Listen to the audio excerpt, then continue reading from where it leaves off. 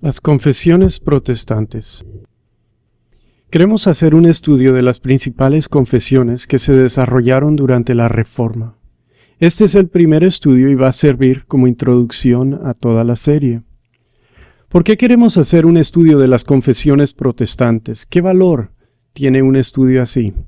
El estudio de las confesiones siempre tiene el valor de hacer que entendamos y apreciemos mejor nuestra confesión. La Confesión Bautista de Londres es una de las últimas confesiones de toda la época. Está basada en las que preceden, que es principalmente la Confesión de Westminster.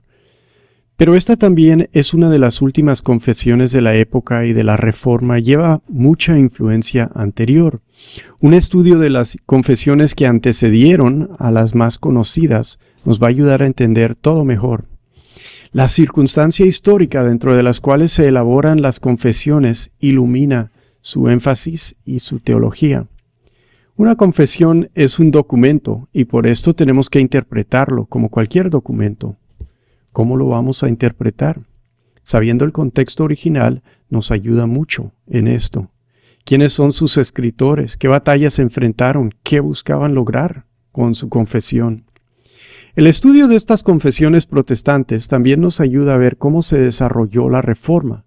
Comparando confesiones se notan diferencias. Una confesión puede corregir lenguaje ambiguo del pasado, o puede demostrar que la doctrina ha avanzado en algún área, o puede omitir algo.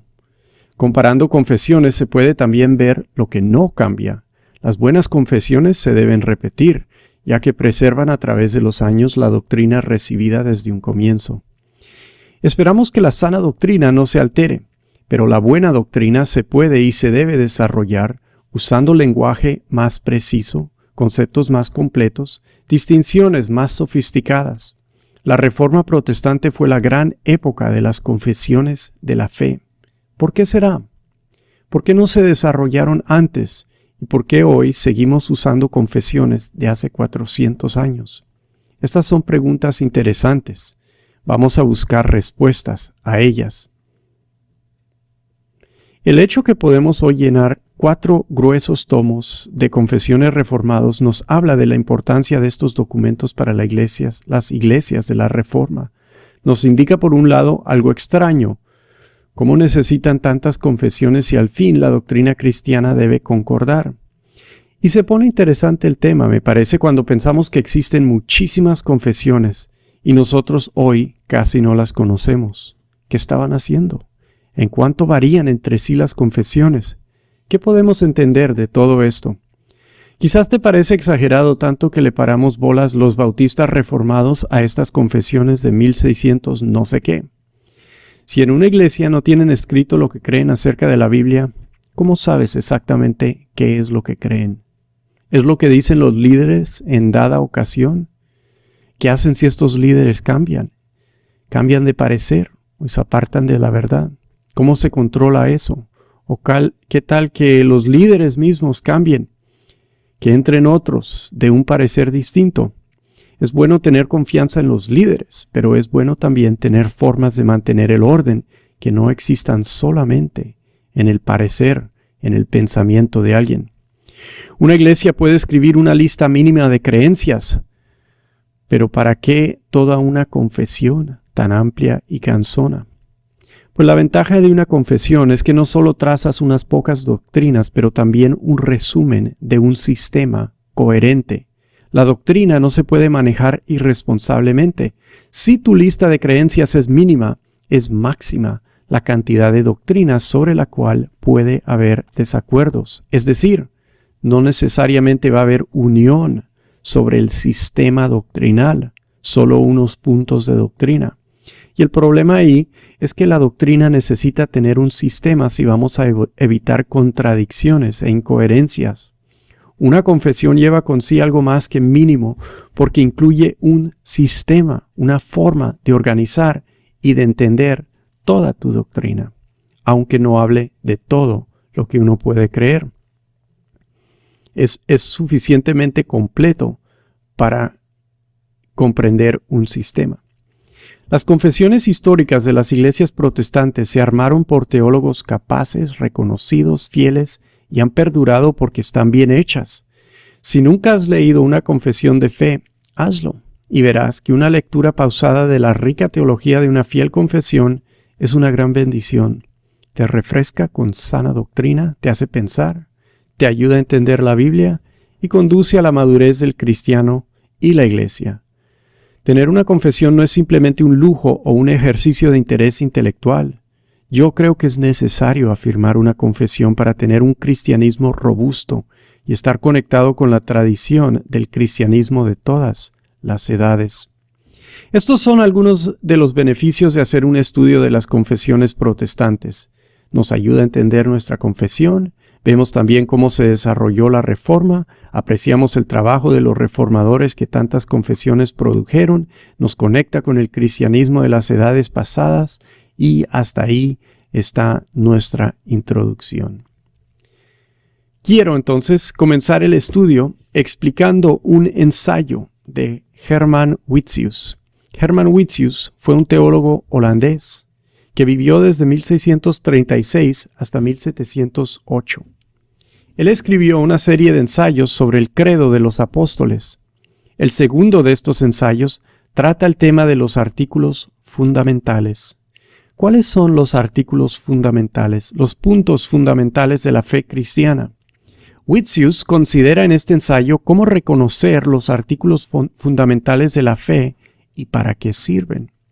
Mirando lo que él escribió, nos va a ayudar a deliberar con más claridad sobre lo que se incluye en una confesión y para qué sirve, ya que los artículos fundamentales suelen ser de lo que consiste una confesión. ¿Qué entonces dice Witsius en su ensayo? Él dice en primer lugar que existen doctrinas que son necesarias. Estas son las doctrinas más importantes, ya que son indispensables. Las doctrinas necesarias lo pueden ser en tres diferentes sentidos. Hay las que son necesarias para la salvación, también están las necesarias para la religión y están las que son necesarias para la iglesia. Entonces él dice, hay doctrinas necesarias para la salvación, necesarias para la religión y necesarias para la iglesia. ¿Cómo distingue Witsius estas tres categorías? Él dice que una doctrina necesaria para salvación es una sin la cual Dios no salva a un ser humano. Es algo que tenemos que creer para ser salvos. Obviamente, no tenemos que creer todo lo que enseña la Biblia para ser salvos, pero sí existe lo que es necesario para que Dios te salve. Estas son doctrinas necesarias para la salvación. Una doctrina necesaria para la religión es una sin la cual no se puede practicar la religión. Esta categoría es más amplia que la de la salvación. Uno puede obtener salvación sin vivir la vida práctica de la verdadera religión, como lo hizo, por ejemplo, el ladrón en la cruz, que nunca hizo más que confiar en Cristo.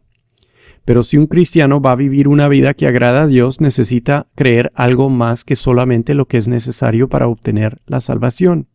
Y esto, dice Witsius, es la doctrina necesaria para la religión. Y una doctrina necesaria para la iglesia es aquella que usamos para incluir a un creyente en la congregación. Una persona puede creer algo distinto a lo que practicamos en nuestra iglesia y no deja por eso de ser un cristiano. Pero se requiere un reconocimiento de algunas doctrinas necesarias, además de las que son salvadoras, y las que se requieren para vivir piadosamente. Uno aquí puede colocar un ejemplo. Tiene que haber algo definido sobre el bautismo y lo que involucra la membresía para poderse unir a una iglesia. De este modo, Witsius se mueve de lo más limitado, lo necesario para la salvación, a lo más amplio, lo necesario para que una iglesia pueda funcionar. Estamos aún así hablando de lo básico de cada categoría, ya que estamos descubriendo artículos fundamentales. No estamos hablando de todo lo que enseña la Biblia. Estamos hablando de lo que se necesita como un mínimo de las doctrinas sin las cuales no se puede obtener salvación, no se puede vivir una vida piadosa y no se puede mantener una iglesia. Notemos, toda doctrina es importante, pero algunas doctrinas son más importantes, ya que forman un mínimo, sin el cual no se puede obtener ningún resultado. Witsius no está diciendo que debemos solo concentrar nuestra vida cristiana en lo mínimo, sino que está diciendo que lo que es indispensable es realmente lo de mayor importancia y esto forma el fundamento sólido sobre el cual viene todo lo demás. El fundamento no es todo, pero sí es fundamental. Es en este sentido que habla de artículos fundamentales. Esto nos va a ayudar en cuanto a las confesiones. No pueden detallar todo lo que se halla en la Biblia. ¿Qué pues incluyen? Lo que hace Witsius es lo que nos deja ver cómo hay que proceder para manejar todo este tema. En segundo lugar, Witsius dice que, en cuanto a las doctrinas necesarias para la salvación, se admiten varios grados. En cuanto a las doctrinas necesarias para la salvación, él ve varios grados. Esto es en cuanto a lo que cada persona entiende. Algunos, dice Witsius, tienen muy claro y firme lo que creen en cuanto a la salvación, no son acechados por dudas, tienen seguridad y confianza. Pero sí existen cristianos que son acechados por dudas y no han logrado una seguridad amplia de su salvación. Debemos reconocer esto y buscar aliviar al creyente sincero sin a la misma vez darle falsa confianza al que verdaderamente no cree. Lo que Witsius explica es que él no duda que Dios acepta a aquellos que no tienen gran claridad en cuanto a las doctrinas de la salvación. Existe, por ejemplo, gente muy sencilla que quizás no te puede explicar la doctrina de la justificación por la sola fe por la cual Dios imputa al pecador la justicia ajena de Cristo. Hay mucha gente sencilla que quizás no te puedan explicar todas esas cosas. Para Witsius es suficiente que cuando se las expliquen a ellos, la persona la reconozca y la reciba. Sí, sin duda hay muchos hermanos sencillos que necesitan a alguien que les explique las doctrinas con fidelidad. Estos hermanos quizás nunca las puedan enseñar a los demás de una forma bien clara, pero aceptan lo necesario para la salvación. Witsius reconoce que en las personas esto es suficiente, sí, es suficiente en lo personal, pero quizás no es lo suficiente en la enseñanza. Pero que las doctrinas necesarias para la salvación admiten varios grados en los creyentes, es lo que él busca afirmar. Algunos tienen gran seguridad, algunos menos. Algunos tienen más claridad, algunos no tienen siempre la capacidad de retener con preciso detalle todas las explicaciones. Esperamos, en cuanto a la confesión, que los que ejercen el oficio de pastor tengan máxima claridad sobre lo que dice la confesión, ¿verdad? Pero no esperamos lo mismo del creyente común y corriente. En tercer lugar, Witsius nos indica que tenemos que reconocer que el tiempo es un factor en cuanto a los artículos fundamentales. ¿En qué sentido? Un ejemplo que pone Witsius es que en el Antiguo Testamento no tenían la claridad que después vino con el Nuevo Testamento. El tiempo es un factor. Vivieron quienes no tienen la misma claridad antes de toda la revelación que vino después, que ellos se murieron. La revelación progresó a través de las edades. También progresa no solo la revelación, pero el desarrollo de nuestro entendimiento de la doctrina, que es algo distinto, aunque es parecido a la revelación progresiva. Witsius aquí cita a Tomás Aquino, quien dice que a través del tiempo la doctrina se desarrolla y se vuelve más precisa, de tal manera que los artículos de la fe se van aumentando a medida que pasa el tiempo. La doctrina de la Trinidad, por ejemplo, es de la mayor importancia. Sin embargo, antes del siglo IV, no debemos esperar que alguien la tenga precisamente formulada. Esto no es decir que no podía haber cristianos antes del IV siglo, ni que los cristianos antes del IV siglo tenían un Dios distinto, que no tenían el Dios de la Santa Trinidad. Pero ellos no hablaban de esta doctrina en la forma más desarrollada que se logró en el IV siglo. Y sabemos que en esos primeros siglos no hablaron en forma precisa de la Trinidad, y hasta cometieron errores los líderes cristianos a veces. Nadie la logró dominar como se hizo en el IV siglo. Después del IV siglo, tenemos mayor claridad en cuanto a esta doctrina y nadie puede negar la clara enseñanza que tenemos. Es esencial para ser considerado un verdadero cristiano que afirmes la doctrina de la Trinidad. Y lo que hace Witsius ahí, citando a Aquino, es muy interesante. Como protestante, él cita a Tomás Aquino para apoyar la Reforma, ya que la Reforma desarrolló doctrina importante que la distingue del catolicismo, que no se reconocía en la Iglesia Católica y en el tiempo medieval.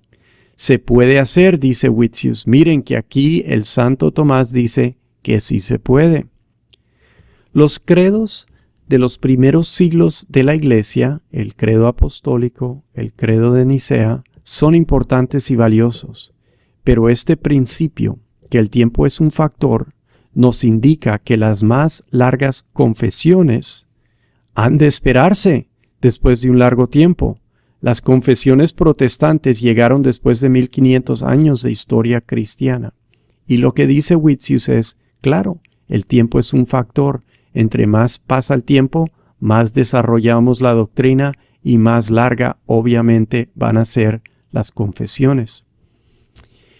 Ahora Witsius entra en la parte principal, la parte central de su ensayo, y responde a la pregunta: ¿cuáles son las marcas de un artículo fundamental?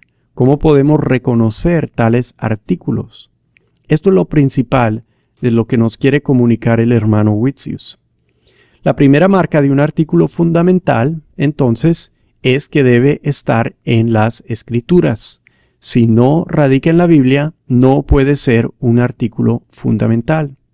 Esto es una marca del pensamiento protestante de Witsius.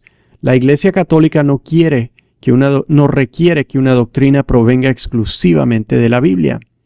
Witsius así distingue la doctrina protestante de la doctrina católica. Dice, no, tiene que venir, tiene que estar fundamentada, tiene que ser de la Biblia. A la misma vez, Witsius ofrece esta marca no solo en contra de la práctica católica, sino también contra lo que él llama el entusiasmo, que es cuando la gente dice que Dios directamente le revela cosas. Witsius cita 2 Timoteo 3:15, donde dice que las Escrituras son las que nos pueden hacer sabios para la salvación. En la Biblia está contenido lo que es necesario creer. Y por eso, dice Witsius, esto es la primera marca de un artículo fundamental. La segunda marca es que un artículo fundamental debe estar en tal forma contenido en la Biblia que el creyente más sencillo pueda percibir que es la enseñanza de las Escrituras. Y la razón que da Witsius es que la salvación es para todos y no solo para los eruditos. Witsius inmediatamente aclara que no está diciendo que hay que excluir doctrinas porque se deducen como consecuencia por medio de estudio de lo que plenamente enseña la Biblia. Lo que se deduce se puede explicar de forma clara para que hasta el hermano sencillo que no tiene la habilidad de explicárselo a lo demás, no obstante lo pueda entender y lo pueda recibir cuando un pastor o un hermano más hábil en el estudio y la exposición se lo demuestre. Eso es lo que quiere decir Witsius. Witsius también aclara que no está de acuerdo con los remonstrantes. Él llama a los arminianos de su día los remonstrantes, así les llamaban en Holanda. Y ellos decían que los únicos artículos fundamentales son aquellos con los que concuerda toda clase de cristianos, que todos los cristianos, lo que todos los cristianos tienen en común, esos son artículos fundamentales. Y Witsius dice, no estoy de acuerdo. Existe un tipo de ecumenismo en el cual se busca un acuerdo sin substancia. Pueden unirse, por ejemplo, los católicos y los protestantes diciendo que creen en la justificación por la fe, si no dicen nada más, siempre y cuando no digan que afirman la justificación por la fe con obras, ¿sí? Porque eso es lo que quieren decir específicamente los católicos. Si no dicen con obras, pues lo pueden hacer, siempre y cuando no afirmen la justificación por sola fe. Lo pueden hacer porque es lo que queremos afirmar los protestantes, que es por sola fe. Pero el católico no afirma eso. Si uno dice solamente justificación por la fe, todos pueden estar de acuerdo. Eso no es suficiente.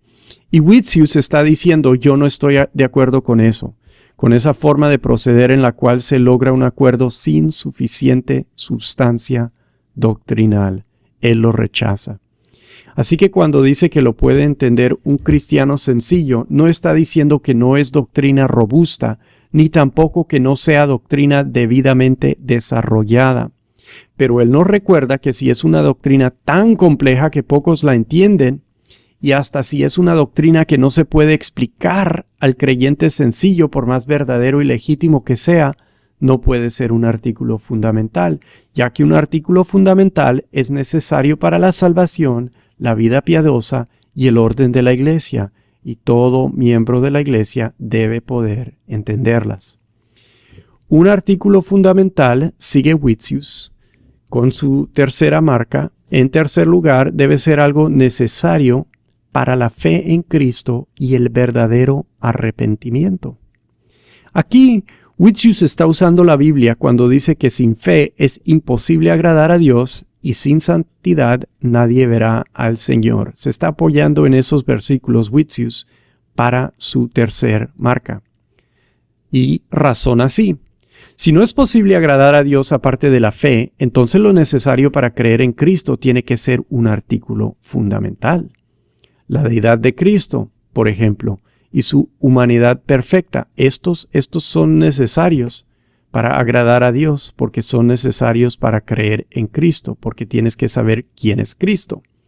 Estos entonces son artículos fundamentales.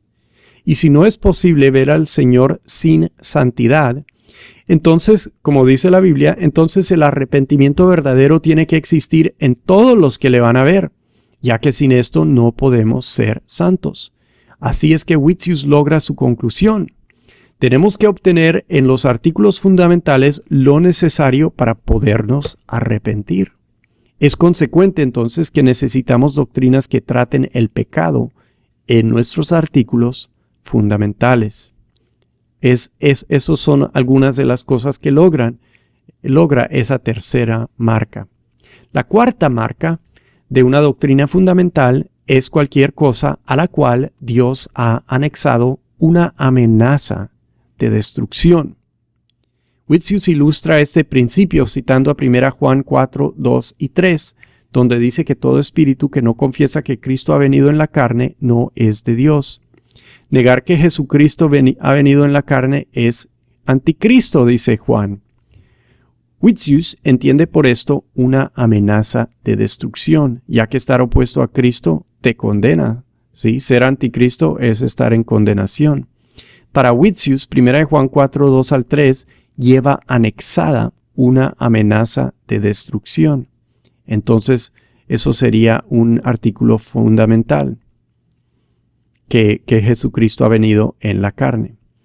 Aquí Witsius nota que hay quienes dicen que un artículo es fundamental también cuando viene anexada una promesa de vida eterna. Pero Witsius dice, eso no es verdad. Esos no necesariamente son artículos fundamentales.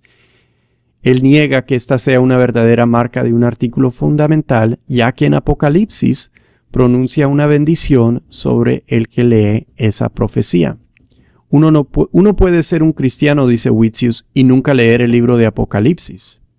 En teoría, claro, todo cristiano debe conocer todos los libros de la Biblia, sí, pero él dice, pues es posible ser un cristiano y nunca leer el libro de Apocalipsis.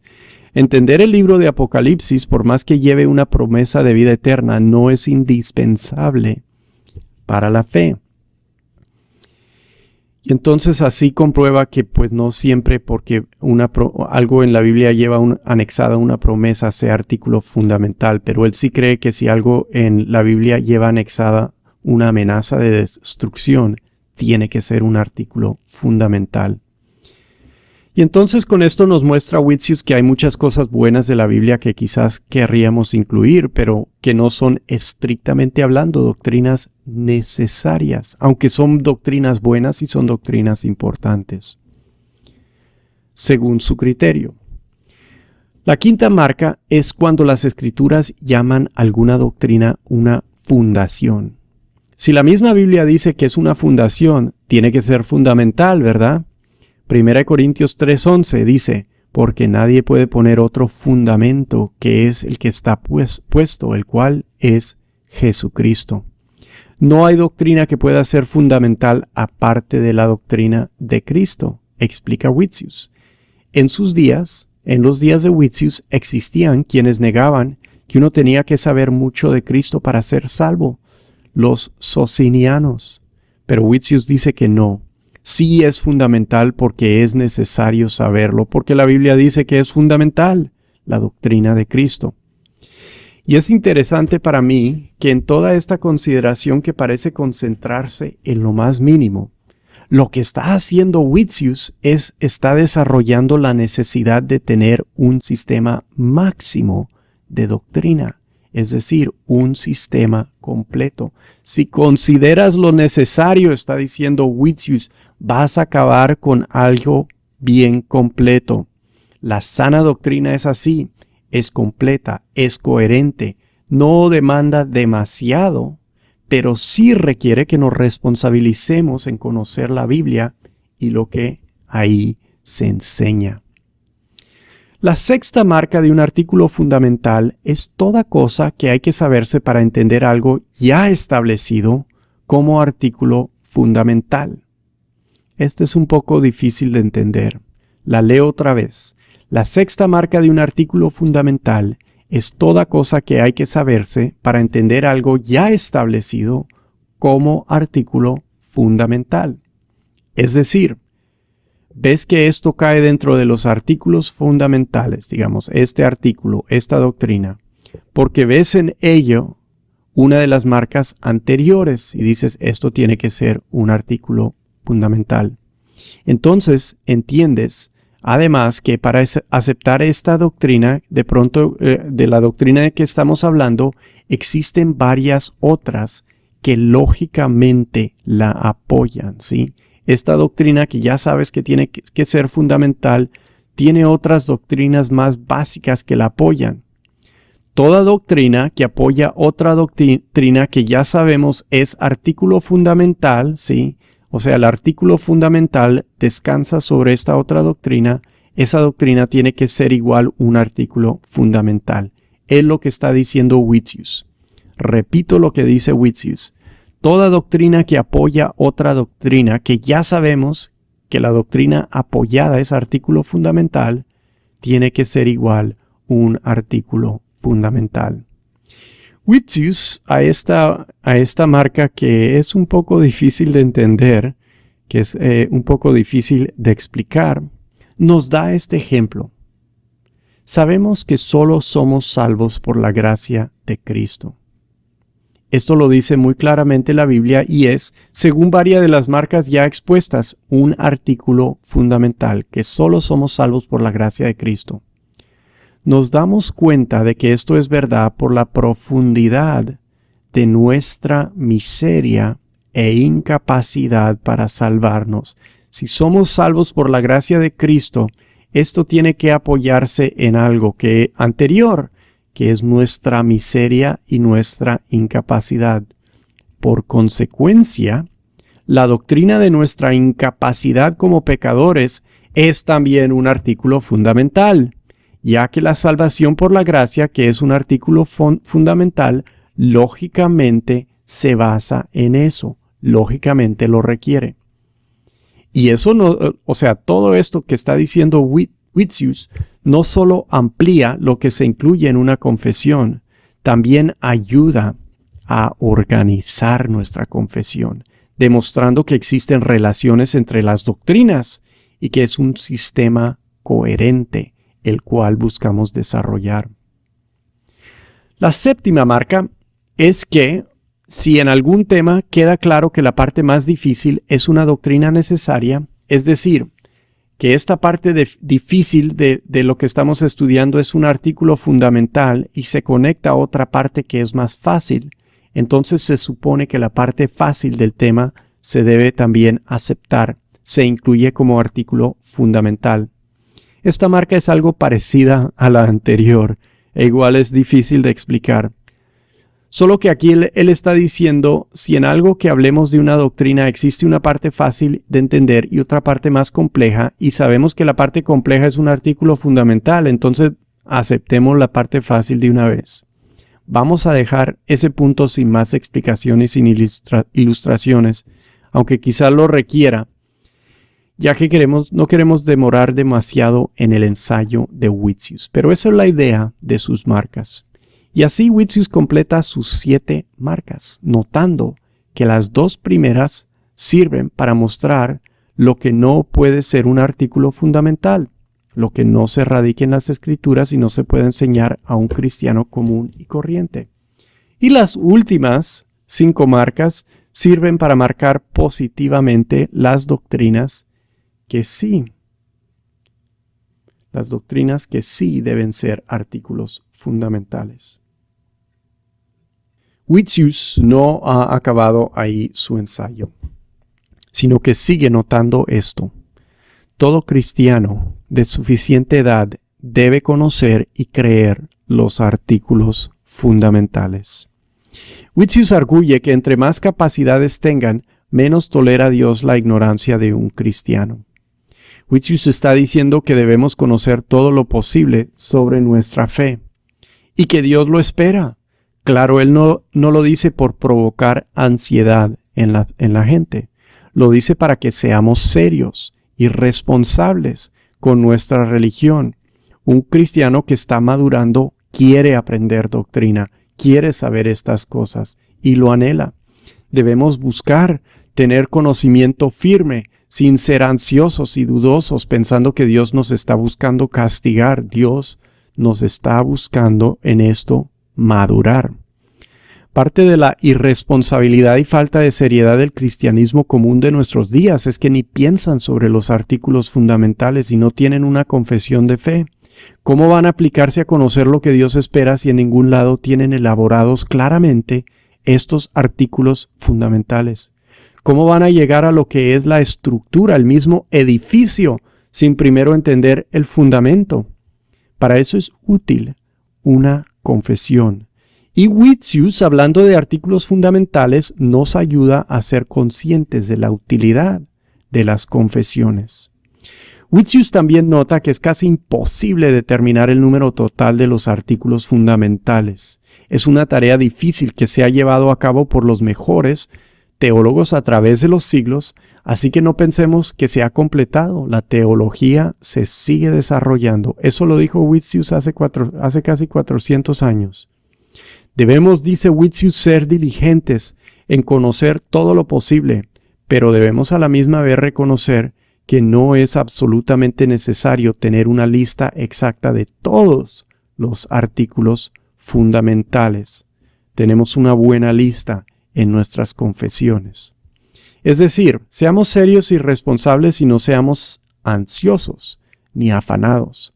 Al fin el punto no es azotarnos con lo que quizás requieran siglos u otras distinciones que en el momento no tengamos. El pensamiento humano va a desarrollarse, va a contribuir al entendimiento que entra a la iglesia y esto a veces tiene su impacto en nuestra teología, no que la cambia, pero la puede ayudar a desarrollarse. Dios no espera de nosotros lo que no podemos hoy lograr, y es lo que está diciendo Witsius. Seguramente si Cristo no regresa en unos siglos, la teología cristiana seguirá siendo desarrollada en formas que hoy todavía no hemos obtenido. Pero conozcamos lo que se pueda. Y si reflexionas, te darás cuenta que las confesiones son un buen lugar donde encontrar artículos fundamentales para ser fiel con esto y con Dios. Witsius concluye su ensayo haciendo esta misma reflexión. Habiendo considerado lo que es un artículo fundamental y cómo reconocerlo, dice que todos los artículos necesarios obviamente no se hallan en los credos de los primeros siglos. A veces, y en el día de Witsius, había gente que decía, solo hay que creer lo que dicen esos credos básicos. Él está diciendo, no, eso no es suficiente. Él nos ha preparado para entender que los artículos se desarrollan a través de los años y hasta es lo que dicen los católicos, es lo que dice alguien como Tomás de Aquino. Y así no nos sorprende que se requiera añadir a los credos originales y antiguos. Nos ha preparado para entender que hay que pensar con cuidado sobre lo que enseña la Biblia, evaluándolo con teología bíblica y cuidadosa. Y todo esto nos indica que la lista de los artículos fundamentales, aunque no incluyen toda la información que enseña la Biblia, deben comunicarnos un sistema coherente que nos hable de lo que debemos creer en cuanto a la salvación, lo básico de la vida de la piedad y lo necesario para mantener la iglesia. Es así que nos demuestra el hermano Witsius la importancia de lo que es una confesión. Habiendo considerado con la ayuda de Witsius algo que nos ayuda a pensar sobre el valor de una confesión, seguiremos ahora con la parte histórica. Examinaremos en el próximo estudio de las confesiones protestantes de los siglos XVI y XVII la Confesión de Augsburgo, que fue una de las primeras confesiones protestantes que se escribió.